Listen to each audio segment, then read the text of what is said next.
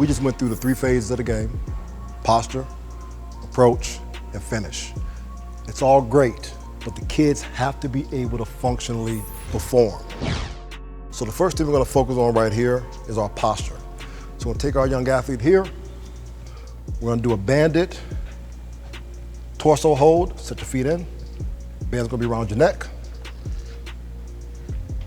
It's a real simple way, to build athletes without having to get really deep into the weight room. There's a time and a place for the weight room. You need it at the end of the day, but at the same time, we like to do simple, basic things, as you said, you can do at home with mom, with dad, that's gonna reinforce everything we just talked about in terms of posture, approach, and contact. So young athlete gets himself down. With the band here, there's gonna be tension pulling him forward. We wanna make sure that the band is inside the knees to get ideal tension here. If he were to relax his shoulders, the band's gonna now pull him forward. Absolutely. But we have to get the athlete strong and stable in this position. So sit on down, right there, shoulder blades pulled back, and now we can build this. And they can do this something for time. As they get stronger, they get more stable in this position. You can add different variations to it, but just to start a young athlete off, just start them with something very simple, something basic. We talked about the importance of pulling the shoulder blades back. We just fixed the rounded back. Now let's talk about these shoulders. We're gonna do a basic face pull. The difference here is this. Most kids, as they get on down, they're gonna just pull it there. If you notice here, he hasn't engaged his back. You want these shoulder blades to pinch together. So the first motion is gonna be retracting the shoulder blades, and now we're gonna pull. Relax it, relax the shoulders, shoulder blade squeeze, pull back. Perfect, let's do 2 more like that. Relax the shoulder blades, squeeze them back, pull. 1 more, last one, pull, squeeze, good job. Now an athlete can feel what it's like to get into their stance. So if we take our young athlete back to the posture phase, 2 things we've already corrected with him. He can now get rid of that rounded back, get on down. The rounded back is now gone, and he understands what it's like to pull those shoulder blades back. Key thing with this is you have to make sure the band is at approximately eye level, because if we go too high, what happens is the athlete starts to pull down. Yeah. We don't want them to pull down. Right. And if we go too low, obviously they begin to pull up, and we lose this motion of pulling the shoulder blades back and setting it to that position. Absolutely. We get into a nice little dilly we call the adductor hold. So go ahead and set yourself. Now he's in a stance, great posture here, shoulder blades are pulled back, head is up. We got that right leg back. Key thing, most young athletes don't know how to pull this knee in. What ends up happening is they start taking their pass sets, or they get into the run game, and this knee flares all over the place. We want to stay tight and crisp, as we talked about.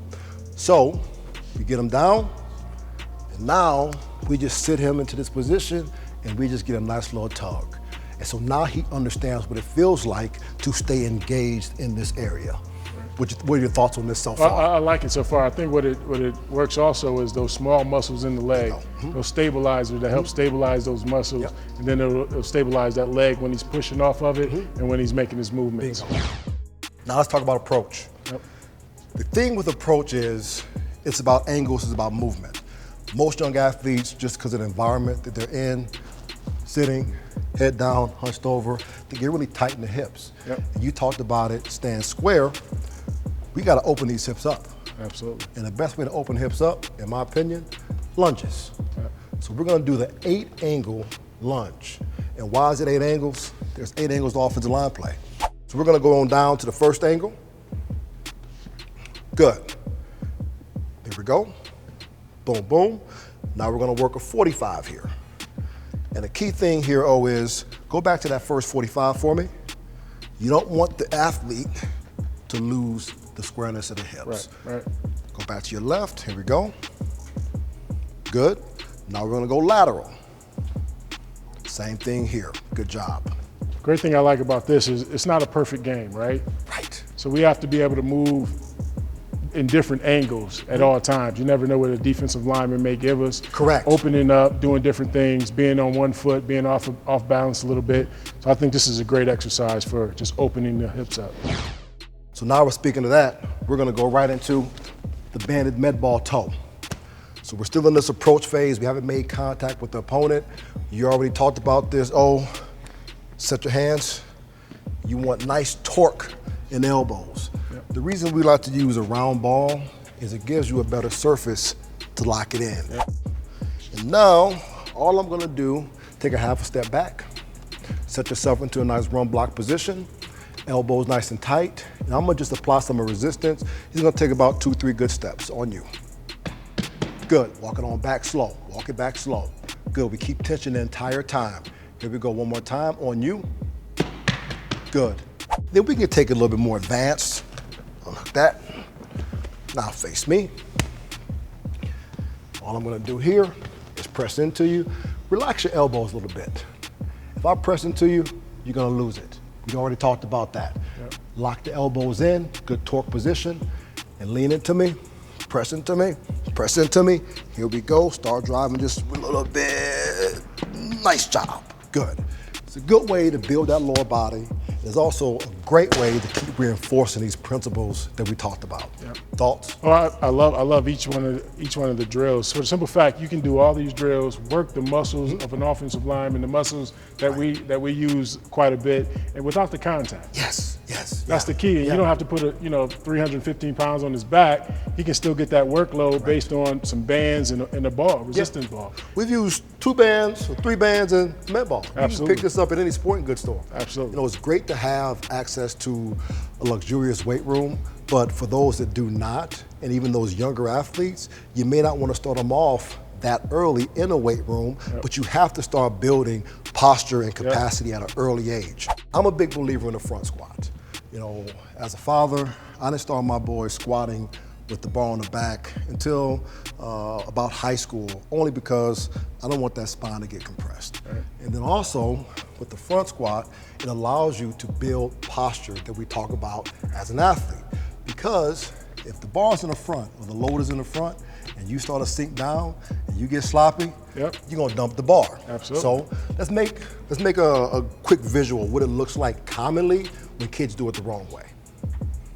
They bend down, bend down, bend down, and they get there. And then that becomes their stance. Yep. So here we're gonna do it the right way now.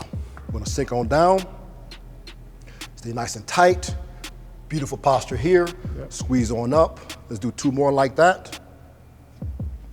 Squeeze on up, good job. Last one, and now I'm gonna challenge you a little bit. Here we go, great job. Sink on back down, hold that position there. Drive the elbows tight and squeeze. Perfect job. So we've done the posture element, we've got the athlete nice and aligned, we've got them into a position where they're stable, they're strong. Now we gotta get dynamic, because football is this. Set, go. Right. So we gotta build that as well. So now we're gonna go right back to our med ball, same front squat position. So we're gonna go from static to dynamic. Cinco down. Let's hold for a 2 count, and we're gonna get vertical on you. Good. Let's do one more like that. Explode. Boom. And then now we're gonna change the angles, because we have to play this game horizontally. Unfortunately, we don't get to be vertical like if you play basketball. We gotta take our force horizontally. But you wanna build capacity in all areas. So right now we're gonna get horizontal. So imagine now we're exploding off the ball, tight elbows, tight hands, putting force to the ground. Great job. Last one. Boom. Great.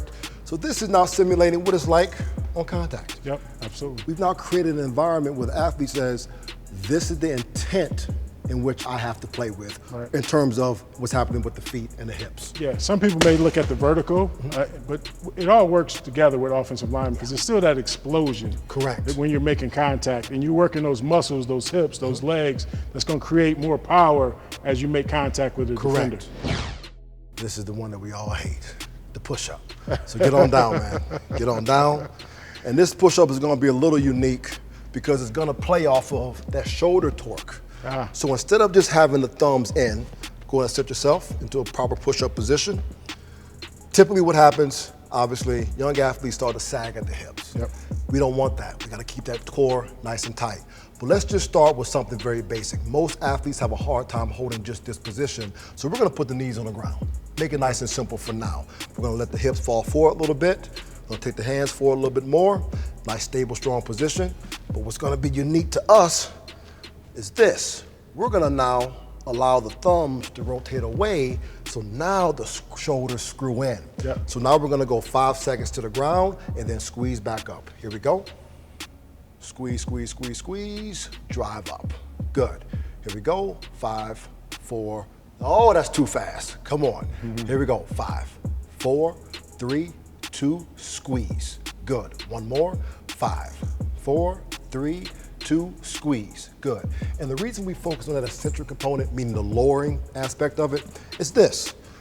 When I lock into that opponent and he's pressing into me, that's a lot of eccentric force I'm applying back into him. And I want to be strong in that phase. So you can work your pass set, work your stance, work on your muscles, your stability, your strength, all on your own. All on your own. Last point, let's talk about that, ownership. Young athletes taking ownership of their careers and their game and their development. How important is that? Well, it's extremely important. And I say that because obviously everybody wants to be really good on football, offensive line play, but it just can't happen at practice. It just can't happen in the weight room. You have to do some work on your own as a young player. That's the only way you're going to get better. Whether you're going to do sprints, you're doing whatever you need in your specific area. It can't just be the 2 hours you have on the field. You have to work at home, get a couple buddies, just work out together. You can do anything, but you have to work on your game outside of the practice field. Man, I really appreciate this. No problem, it's been man. fun. Absolutely, it's been good. LeCharles Bentley, Orlando Pace with the way to play.